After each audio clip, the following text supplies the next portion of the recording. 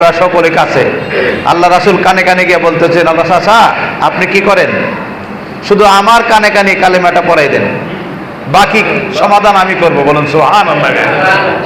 কিন্তু তার কপালে কি কালমা নসিব হয় না। আবু জাহেল কহ তুমি মরে যেতেছো, কারণ মরার পথে গিয়া যদি আবার বাতিজার কালিমা মারনো, তাহলে তো তুমি নেতাগিরি এমনি শেষ।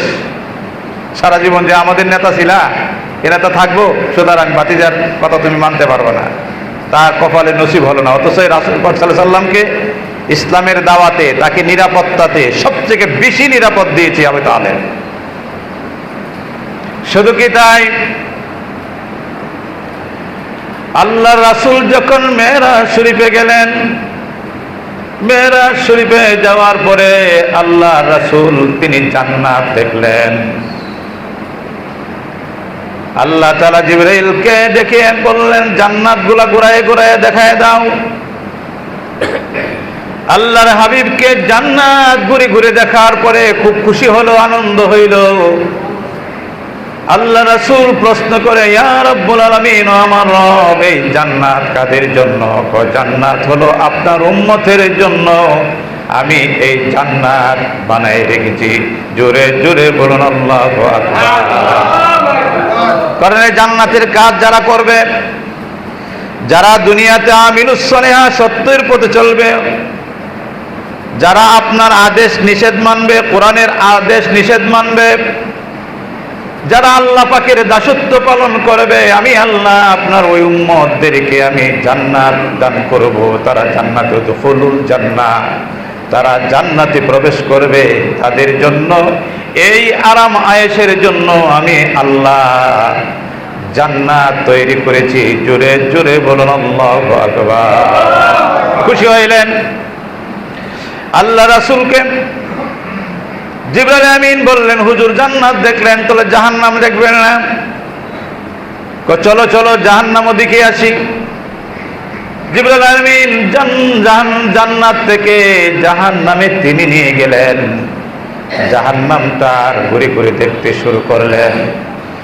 জাহান্নামের হরেক প্রকারের শাস্তি তিনি দেখতে পাইলেন। এমনই তিনি চাচা আবু তালেবকে তিনি দেখতে পাইলেন। আবু তালেব মুহাম্মদ রাসূলুল্লাহ সাল্লাল্লাহু আলাইহি সাল্লাম ভাতিজাকে দেখে চিনতে আর ভুল করল না। দূর থেকে ডাক দেয়, ইয়া মুহাম্মদ, আমার ভাতিজা মুহাম্মদ, আমি জাহান্নামের মধ্যে খুব কষ্ট যন্ত্রণার মধ্যে আছি। আবু জেহেলের জাহান্নামবাসীদের মধ্যে মুহাম্মদ সাল্লাল্লাহু আলাইহি সাল্লামের চাচা আবু তালেবের শাস্তি খুব কম হবে। তার থেকে এত কম জাহান্নামের শাস্তি আর কেউ পাবে না। তাকে শুধু একটা স্যান্ডেল পরায় দেওয়া হবে পায়ের তলার মধ্যে, আর তার ভিতরের নারী বরগুলা জলে পুড়ে উনানের মতন,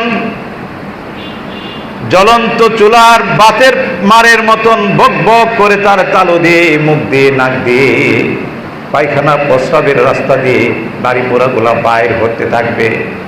সে এমন ভাবে চিল্লাইতে থাকবে, জাহান্নামটা থর থর করে কাঁপতে থাকবে। জোরে জোরে বলুন আল্লাহু আকবার। যখন ডাক দিলেন, চাচা তো খুব মায়া লাগে, দুনিয়াতে খুব মহব্বত করেছেন, অনেক নিরাপত্তা দিয়েছেন, দাঁড়ায় গেলেন, আমার জন্য একটু দোয়া করো, আল্লাহ রাব্বুল আলামিন যেন আমাকে জাহান্নামের আগুন থেকে বাঁচায়।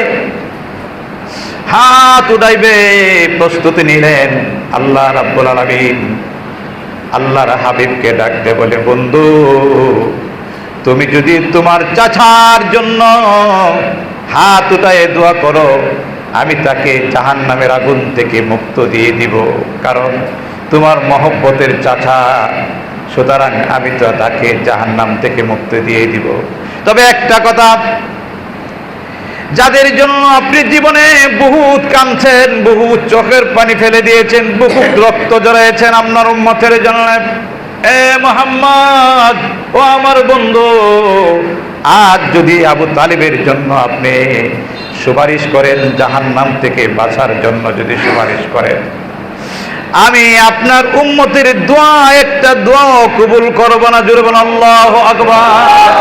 সাথে সাথে আল্লাহর নবী হাত নিচের দিকে রেখে দিলেন আর বললেন, আল্লাহ গো, আমার চাচার জন্য আমি দোয়া করব না, সুপারিশ করব না, তবে কিন্তু আমার উম্মতকে আপনি জাহান্নামের আগুনে জ্বালাবেন না।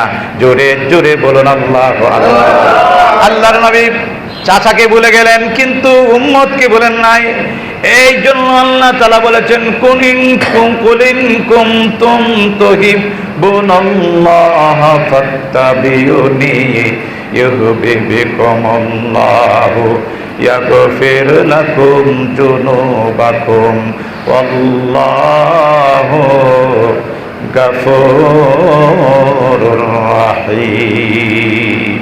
ও আমার পৃথিবীর বান্দারা, এ রাসূল আপনি বলে দেন, যারা নাকি আল্লাহকে ভালোবাসতে চায়, আল্লাহর ভালোবাসা পাইতে চায়, তারা যেন আপনাকে অনুসরণ অনুকরণ করে, আপনাকে ভালোবাসে। জোরে বলুন আল্লাহ।